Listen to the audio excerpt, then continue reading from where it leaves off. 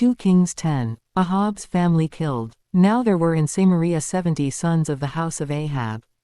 So Jehu wrote letters and sent them to Samaria, to the officials of Jezreel, to the elders and to the guardians of Ahab's children.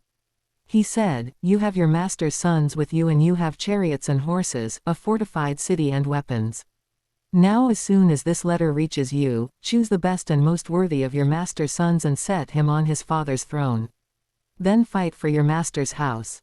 But they were terrified and said, If 2 kings could not resist him, how can we? So the palace administrator, the city governor, the elders and the guardians sent this message to Jehu, We are your servants and we will do anything you say. We will not appoint anyone as king, you do whatever you think best. Then Jehu wrote them a second letter, saying, If you are on my side and will obey me, take the heads of your master's sons and come to me in Jezreel by this time tomorrow. Now the royal princes, 70 of them, were with the leading men of the city, who were rearing them. When the letter arrived, these men took the princes and slaughtered all 70 of them. They put their heads in baskets and sent them to Jehu in Jezreel. When the messenger arrived, he told Jehu, They have brought the heads of the princes. Then Jehu ordered, Put them in 2 piles at the entrance of the city gate until morning. The next morning Jehu went out. He stood before all the people and said, You are innocent. It was I who conspired against my master and killed him, but who killed all these? Know, then, that not a word the Lord has spoken against the house of Ahab will fail. The Lord has done what he announced through his servant Elijah. So Jehu killed everyone in Jezreel who remained of the house of Ahab, as well as all his chief men, his close friends and his priests, leaving him no survivor. Jehu then set out and went toward Samaria. At Beth-eked of the shepherds, he met some relatives of Ahaziah king of Judah and asked, Who are you? They said, We are relatives of Ahaziah, and we have come down to greet the families of the king and of the queen mother. Take them alive, he ordered. So they took them alive and slaughtered them by the well of Beth-eked, 42 of them.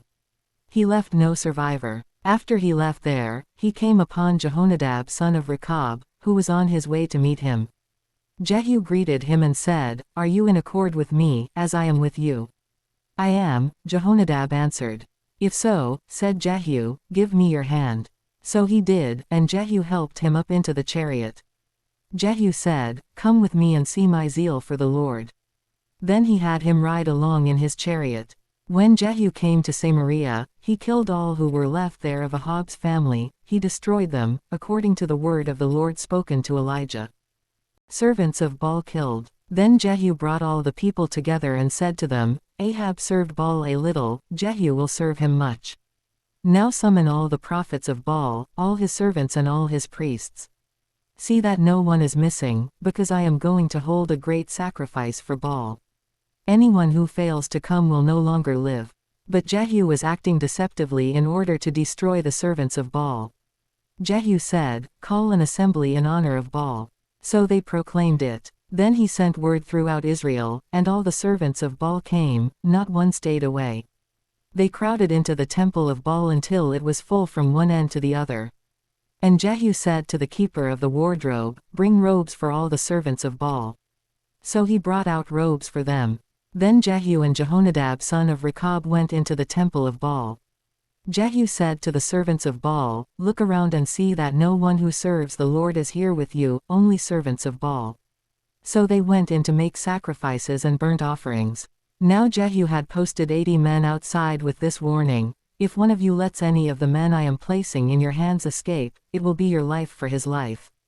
As soon as Jehu had finished making the burnt offering, he ordered the guards and officers, Go in and kill them, let no one escape. So they cut them down with the sword. The guards and officers threw the bodies out and then entered the inner shrine of the temple of Baal. They brought the sacred stone out of the temple of Baal and burned it. They demolished the sacred stone of Baal and tore down the temple of Baal, and people have used it for a latrine to this day. So Jehu destroyed Baal worship in Israel. However, he did not turn away from the sins of Jeroboam son of Nebat, which he had caused Israel to commit, the worship of the golden calves at Bethel and Dan. The Lord said to Jehu, Because you have done well in accomplishing what is right in my eyes and have done to the house of Ahab all I had in mind to do, your descendants will sit on the throne of Israel to the 4th generation. Yet Jehu was not careful to keep the law of the Lord, the God of Israel, with all his heart. He did not turn away from the sins of Jeroboam, which he had caused Israel to commit. In those days the Lord began to reduce the size of Israel. Hazael overpowered the Israelites throughout their territory east of the Jordan in all the land of Gilead, the region of Gad, Reuben and Manasseh, from Aroer by the Arnon Gorge through Gilead to Bashan. As for the other events of Jehu's reign, all he did, and all his achievements, are they not written in the book of the annals of the kings of Israel? Jehu rested with his ancestors and was buried in Samaria. And Jehoahaz his son succeeded him as king. The time that Jehu reigned over Israel in Samaria was 28 years.